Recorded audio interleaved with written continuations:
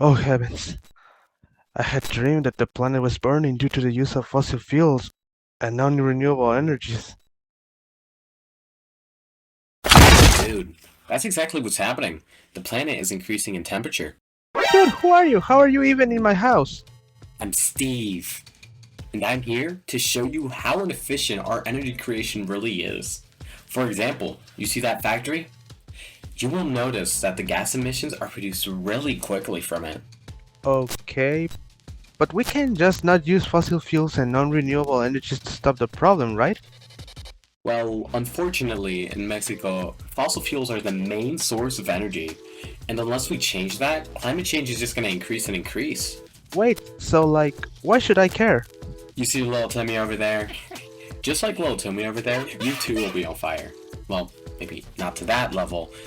I'm not sure what's wrong with them, but the use of these types of energies just increases the planet's temperature, and soon over time, some areas of our planet will just become uninhabitable. But why do we even use a type of energy that hurt us in the long run? How did this problem originate? What a good question. Look, you see, the history of fossil fuels in Mexico is long and full of important changes. It all started in the 19th century when Mexico still depended heavily on firewood and coal for its energy. But it was the beginning of the 20th century when oil became the protagonist. In 1901, the first large deposits were discovered in the country, and by 1910, there were already foreign companies exploiting our oil. During the government of Porfirio Diaz, many British and American companies arrived and began to drill everywhere, taking a good slice of the business. And since in those years oil was the energy that moved the most money, apart from being the easiest to manage in the industry, it managed to establish itself as the main source of energy for our country. But the story doesn't end there. In 1938, President Lázaro Cárdenas said enough and nationalized the oil industry, creating Pemex. From that moment on, oil was the basis of Mexico's economic development.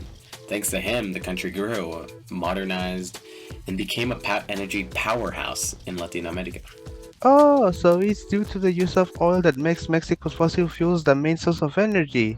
Exactly, but the world is changing. Climate change is a problem, and we have been making a lot of progress in the field of energy to no longer depend so heavily on fossil fuels. I understand, but is the use of fossil fuels really that bad? Look, kid, that's a very important question, but I'm tired, so my friend Roberta will answer you.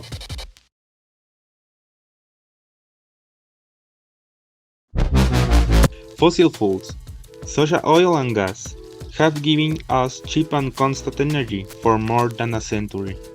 Thanks to them, we have electricity, transportation, and a lot of other things, but they also have their dark side. First, the environmental problem. Burning oil and gas release greenhouse gases, such as carbon dioxide, which heat the planet and cause climate change. In addition, oil extraction and refining can contaminate water and soil. Surely you've heard of oil spills, right? They are disaster for nature. And there's the question of dependence.